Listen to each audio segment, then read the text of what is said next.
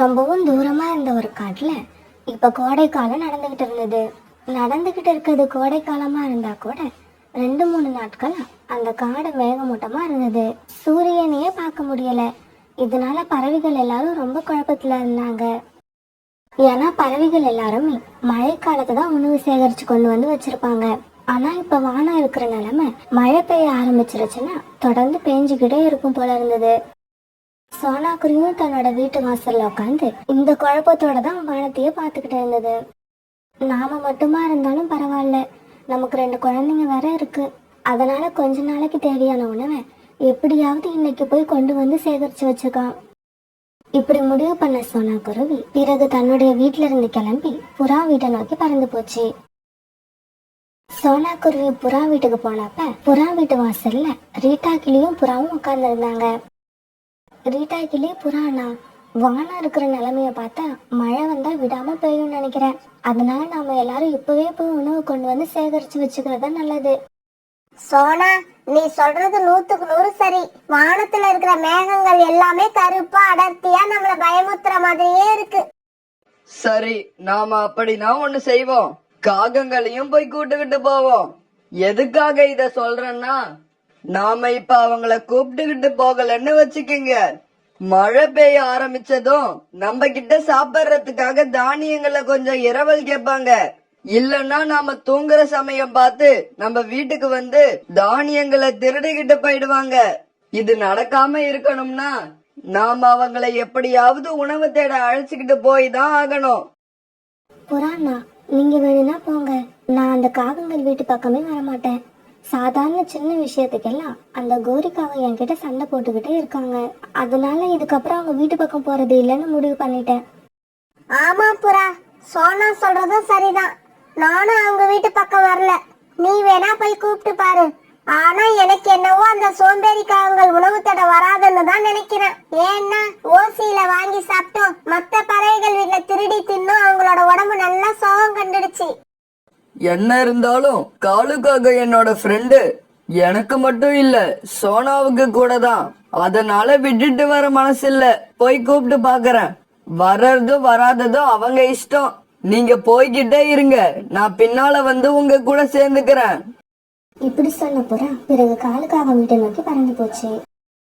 பிறகு சோனாக்குருவியும் ரீட்டா கிட்டையும் உணவு தேடத்துக்காக பறந்து போனாங்க. நமக்கு ரொம்ப பிடிச்சவங்க, நம்ம நிறைய அன்பு செலுத்துறவங்க நம்மளை அலட்சியப்படுத்தும் போது நம்மளோட கண்ணுல நீர் தேங்கி எப்ப வேணாலும் அழுகிறதுக்கு தயாரா இருப்போம். அந்த மாதிரி அந்த காட்டுல இருந்த மேகங்கள் மழை பெய்யறதுக்காக தயாரா இருந்தாங்க.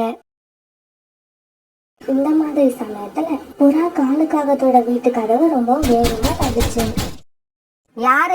யாருப்பா கதவை இவ்வளவு வேகமா தட்டுறது? கதவை உடைக்கிறதா முடிவு பண்ணிட்டீங்களா என்ன? இப்படி சொல்லிட்டு கோரிக்காவும் கதவு திறந்துகிட்டு வெளியே வந்தது. ஏய் அழுக்கு புறாவே, கதவை உனக்கு மெதுவா தட்ட தெரியாதா? ஆமா, அப்படி என்ன அவசரம் உனக்கு? கோரி, நான் உன்கிட்ட பேச வரல, என் நண்பன் காலுவ பார்க்க வந்தேன். இப்படி சொல்லிட்டு புறா கோரிக்காக வீட்டுக்குள்ள பறந்து போச்சு. இங்க பாருங்க, வானத்துல மழை மேகங்கள் ரொம்பவும் அதிகமா சேர்ந்திருக்கு. அதனால எல்லா பறவைகளும் உணவு தேடி சேகரிச்சு வச்சுக்கிறதுக்காக பறந்து போயிருக்காங்க. நீங்களும் எங்க கூட வந்து உணவு தேடி எடுத்துக்கிட்டு வாங்க. நீங்க அப்படி செய்யாம மழை பெய்ய ஆரம்பிச்சதுக்கு அப்புறம் எங்க கிட்ட வந்து உணவு கேட்டீங்கன்னா நாங்க யாருமே கொடுக்க மாட்டோம். இங்க பாரு புறா, உணவு கேட்டு நாங்க யார் வீட்டு வாசலையும் வந்து நிக்க மாட்டோம். அப்படி நிக்கணும்னு எங்களுக்கு அவசியமும் இல்ல. எனக்கு கோபம் வர்றதுக்கு முன்னாடி இடத்த காலி பண்ணிட்டு போயிடு. கோரிக்காக இப்படி கோபமா சொன்ன உடனே புறா எதுவும் பேசாம காலுக்காக விட்டு விட்டு பறந்து போயிடுச்சு. என்ன கோரி இப்படி சொல்லிட்ட?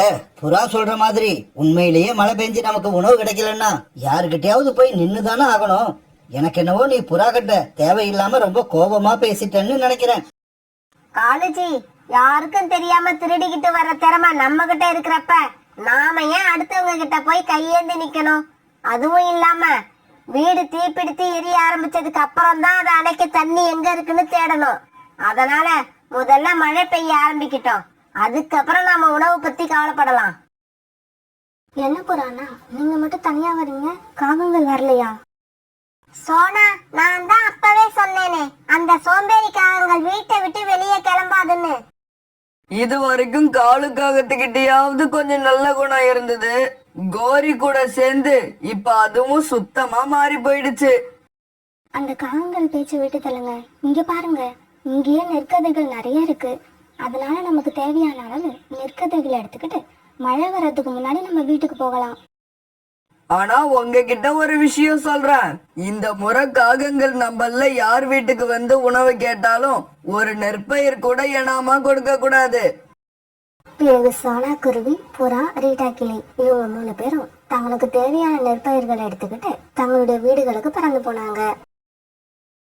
இப்படி உணவு எடுத்துக்கிட்டு போன புறா, ரீட்டா கிளி, சோனா குருவி இவங்க 3 பேருமே தங்களுடைய வீடுகளுக்கு பாதுகாப்பா போய் சேர்ந்துட்டாங்க. அம்மா, இந்த இடியோட சத்தத்தை கேட்டு நாங்க ரொம்ப பயந்துகிட்டு இருந்தோம். நல்ல வேளை நீங்க வந்துட்டீங்க. அம்மா, எனக்கு ரொம்ப தாகமா இருக்கு. வாங்க சீக்கிரமா போய் தண்ணி குடிச்சிட்டு வந்துடலாம். நல்ல வேளை தாகமா இருக்குன்னு இப்பவே சொன்னீங்க. சரி சரி, சீக்கிரம் வாங்க. மழை வர்றதுக்கு முன்னாடி போய் தண்ணி குடிச்சிட்டு வந்துருவோம். இப்படி சொல்லிட்டு ரீட்டா கிளியும் அதோட குழந்தைங்களும் தண்ணீர் குடிக்கிறதுக்காக நதி பக்கம் பறந்து போனாங்க. இவங்க இப்படி தண்ணீர் குடிக்க போறத காலுக்காகவும் கோரிக்காகவும் ஒரு மரத்துக்கு பின்னால மறைஞ்சிருந்து பாத்துக்கிட்டு இருந்தாங்க. கோரி, நாம எப்பவுமே திருடுறதுக்கு ராத்திரி தான் வருவோம். இன்னைக்கு என்ன அதிசயமா பகல் அழைச்சிட்டு வந்திருக்க? காலுஜி, இப்பெல்லாம் எல்லா பறவைகளும் தங்களோட வீட்டு வாசல் கதவை பூட்டை போட்டு பூட்டிடுறாங்க. முன்னாடி மாதிரி ஈஸியா எந்த வீட்டுக்குள்ளேயும் நம்மளால நுழைய முடியல. அதனால ராத்திரி வீட்டுக்குள்ள போறதுக்கான வழியை இப்பவே ரெடி பண்ணி வச்சிடுவோம். இப்படி பேசிக்கிட்ட காலுக்காகவும் கோரிக்காகவும் இப்ப ரீட்டா கிளி வீட்டு கூரையில போய் உக்காந்தாங்க. கோரிக்காகம் கையோட கொண்டு வந்திருந்த சுத்தியை எடுத்து மேல்கூரைய உடைக்க ஆரம்பிச்சது. கொஞ்ச நேரம் இப்படி சுத்தியால அடிச்சதுக்கு அப்புறம் காகங்கள் உள்ள போற அளவுக்கு மேற்கூரையில ஓட்டை உண்டாயிடுச்சு. பிறகு கூரையில உண்டான கோட்டைய காகங்கள் கையோட கொண்டு போயிருந்த ஒரு பலகைய வச்சு மூடினாங்க. காலுஜி, இப்ப நம்மளோட வேலை முடிஞ்சது. இதுக்கப்புறம் ராத்திரி இல்ல, நாம எப்ப வேணாலும் வந்து இந்த பலகையை நகர்த்திட்டு வீட்டுக்குள்ள போகலாம். தேவையானதை எடுத்துக்கிட்டு வெளியில வரலாம். கோரி, உண்மையிலேயே இது ஒரு அருமையான ஐடியா. இந்த ஐடியா உனக்கு முன்னாடியே வந்திருந்தா நாம நிறைய இடங்கள்ல அடிபடாம தப்பிச்சிருக்கலாம். இப்படி பேசிக்கிட்ட காகங்கள் பிறகு தங்களோட வீட்டுக்கு திரும்பிட்டாங்க. பிறகு நதிக்கரையில தண்ணீர் குடிக்க போன ரீட்டா கிளியும் அது குழந்தைங்களும் தங்களோட வீடுகளுக்கு திரும்பி வந்தாங்க. இப்படி இவங்க திரும்பி வந்துகிட்டு இருக்க வழியில சரியான மழை பெய்ய ஆரம்பிச்சது. ரீட்டா கிளி தன்னோட குழந்தைங்களை அவசர அவசரமா வீட்டுக்கு பறந்து போச்சு. இப்படி பெஞ்சுகிட்டு இருந்த மழையில ஒரு வழியா ரீட்டா கிளியும் தன்னோட குழந்தைங்களை அழைச்சிக்கிட்டு வீட்டுக்கு வந்து சேர்ந்துருச்சு. அம்மா, நாம ஒரு வழியா வீட்டுக்கு வந்து சேர்ந்துட்டோம். வீட்டுக்கு வந்ததும் தான் எனக்கு நிம்மதியா இருக்கு. ஆமா மித்து, இதுக்கப்புறம் நமக்கு கவலை இல்ல. ஏன்னா தேவையான உணவும் பழங்களும் நம்ம வீட்டுல இருக்கு. பிறகு ரீட்டா கிளி தன்னோட குழந்தைங்களுக்கு உணவு கொடுத்துட்டு அதுவும் சாப்பிட்டது. பிறகு 3 பேரும் தங்களுடைய கூட்டுல படிச்சு தூங்க ஆரம்பிச்சாங்க. மழை பெய்யற சத்தம் அந்த குழந்தைங்களுக்கு தாலாட்டு பாடுற மாதிரி இருந்தது. ரொம்பவும் ஆனந்தமா தூங்கினாங்க. இப்படி இந்த காட்டுல உள்ள எல்லா பறவைகளுமே தங்களோட வீடுகளை தூங்கிட்டு இருக்க காலுக்காகவும் கோரிக்காகவும் மட்டும் தூங்காம இருந்தாங்க. காலுஜி, சீக்கிரமா போய் ரீட்டா கிளி வீட்ல இருந்து ஏதாவது எடுத்துக்கிட்டு வாங்க. எனக்கு ரொம்பவும் பசிக்குது. கோரி, ஒரு 10 நிமிஷம் உன் பசியை பொறுத்துக்கிட்டு இரு. அந்த ரீட்டா கிளி தன்னோட குழந்தைங்களுக்கு கொடுக்கறதுக்காக இனிப்பான பழங்களை கண்டிப்பா கொண்டு வந்து வச்சிருக்கோம். அந்த பழங்களை நான் உனக்கு சாப்பிட எடுத்துக்கிட்டு வரேன். இப்படி சொன்ன காலுக்காக பிறகு அந்த இருட்டுல ரீட்டா கிளி வீட்டை நோக்கி பறந்து போச்சு. இப்படி போன காலுக்காக ரீட்டா கிளி கூரையில இருந்த ஓட்டையை மூடி இருந்த பலகையை மெதுவா நகர்த்துச்சு. பிறகு இந்த ஓட்டை வழியா வீட்டுக்குள்ளேயே போயிடுச்சு. இப்படி உள்ள போன காலுக்காக ரீட்டா கிளி ஷெல்ஃப்ல வச்சிருந்த ஒரு இனிப்பான பழத்தை தூக்கிட்டு கூரையில இருந்த ஓட்டை வழியா மறுபடியும் வெளியில வந்துருச்சு. பிறகு பழகிய நகர்த்து கூரையில இருந்த ஓட்டையை முன்ன காலுக்காக தன்னோட வீட்டை நோக்கி பறந்து போச்சு. இப்படி கொண்டு வந்த பழத்தை காலுக்காகவும் கோரிக்காகவும் ரொம்பவும் ருசிச்சு சாப்பிட்டாங்க. பிறகு அப்படியே தங்களுடைய கூட்டுல படுத்து தூங்க ஆரம்பிச்சாங்க. மறுநாள் பொழுது விடிஞ்சும் மழை விடவே இல்லை. காலையில தூக்கத்துல இருந்து கண்ணு வச்ச ரீட்டாவும் அதோட குழந்தைங்களும் ஷெல்ஃப்ல வச்சிருந்த இனிப்பான பழத்தை காணாம தேடினாங்க. குழந்தைங்களா, செல்ஃப்ல வச்சிருந்த பழத்தை யாராவது ராத்திரி எடுத்து சாப்பிட்டீங்களா? இல்லம்மா நான் சாப்பிடல. நானும் சாப்பிடலம்மா. அம்மா அப்பனா அந்த பழம் எங்கதான் போயிருக்கும்? இப்படி இவங்க பேசிக்கிட்டு இருக்கப்ப ரீட்டா கிளியோட பார்வை வீட்டு கூரை மேல இருந்த ஓட்டைய பாத்துருச்சு. பசங்களா, பழம் எப்படி காணாம போயிருக்கோன்னு அம்மா கண்டுபிடிச்சிட்டேன். அங்க பாருங்க, வீட்டு கூரை மேல யாரோ ஓட்டை போட்டு அதை ஒரு பலகையை வச்சு மூடி இருக்காங்க. சரி சரி, நீங்க 2 பேரும் பத்திரமா வீட்டுல இருங்க. அம்மா போய் புறா அங்களையும் சோனா ஆண்டியும் அழைச்சிக்கிட்டு வரேன். தன்னோட குழந்தைகிட்ட இப்படி சொன்ன ரீட்டா கிளி பறந்து போய் சோனா குருவியையும் புறாவையும் தன்னோட வீட்டுக்கு அழைச்சிட்டு வந்தது. ரீட்டா கிளியோட வீட்டுக்கு வந்த புறாவும் சோனா குருவியும் ரீட்டா கிளி வீட்டு கூரையில இருந்த ஓட்டைய பார்த்தாங்க. அந்த காகங்களை தவிர இந்த வேலையை வேற யாரும் செஞ்சிருக்க மாட்டாங்க. ஆமா புறாண்ணா, இன்னைக்கு ராத்திரி அந்த காகங்களுக்கு சரியான பாடம் கற்பிக்கணும். அம்மா அம்மா, காலம் கலியும் கோரி ஆண்டியும் இன்னைக்கு நான் குக்கு மிட்டுவோட அக்கா அப்புறம் ராஜி நாங்க எல்லாரும் சேர்ந்து பிடிச்சிடுறோம். பியூட்டி, நீங்க ஏதாவது தவறா பண்ணி அவங்கள தப்பிக்க விட போறீங்க. சோனா, அவங்க ஆசைப்படியே செய்யட்டும். அவங்களுக்கும் நாம ஒரு சந்தர்ப்பம் கொடுத்து பார்ப்போம். சின்ன குழந்தைங்க எல்லாம் சேர்ந்து ஷெல்ஃபுக்கு நடுவில் ஒரு ஆப்பிள் வச்சுட்டு செல்ஃபோட 2 பக்கமும் ஃபெவிகால் எடுத்து ஃபுல்லா பூசினாங்க. அம்மா நீங்க வேணா பாருங்க, இந்த செல்ஃப்ல வந்து உட்கார்றவங்க அதுக்கப்புறம் பறக்கவே முடியாது. இதை கேட்டுட்டு எல்லாருமே ரொம்பவும் சந்தோஷமா சிரிச்சாங்க.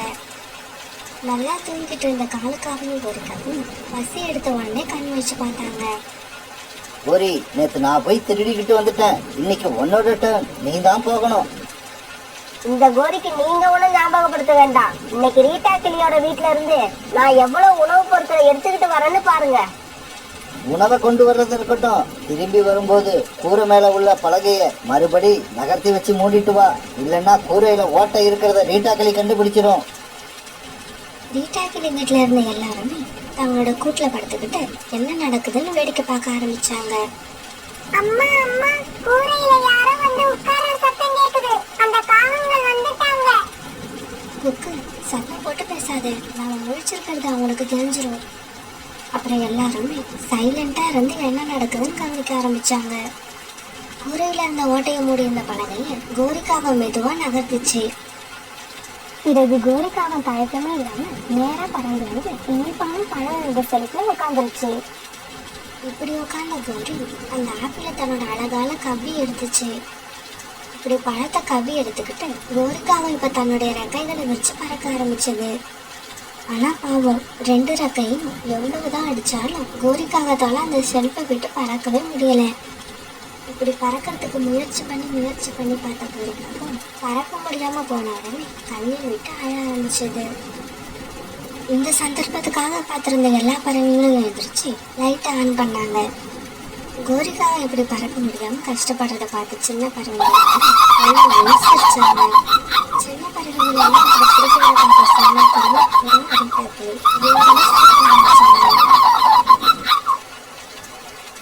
பிறகு எல்லாருமா சேர்ந்து கோரிக்காகத்தை வீட்டுக்கு வெளியில கொண்டு வந்து கூண்டுல அடைச்சு வச்சாங்க. கோரி, நீ இப்படி கூண்டுல அடப்பட்டு கிடக்கிற விஷயம் காலுக்காகத்துக்கு இன்னும் தெரியாதுன்னு நினைக்கிறேன். அதனாலதான் இன்னும் இங்க வரல. இல்ல புறா, நீ சொல்றது தப்பு. நான் இப்படி கூண்டுல அடைப்பட்ட செய்தி காலு கண்டிப்பா கேள்விப்பட்டிருக்கோம். அதனாலதான் இந்த பக்கம் வரல. கோரி இப்படி சொல்ல சுத்தி இருந்த பறவைகள் எல்லாரும் இதை கேட்டுட்டு சிரிச்சாங்க. ஆனா இது எல்லாத்தையும் ஒரு மரத்துக்கு பின்னால ஒழிஞ்சிருந்த காலுக்காகவும் பார்த்துக்கிட்டு இருந்தது. கோரி, உன்னை சும்மா சொல்லக்கூடாது. என்னை பத்தி நல்லாவே புரிஞ்சு வச்சிருக்க.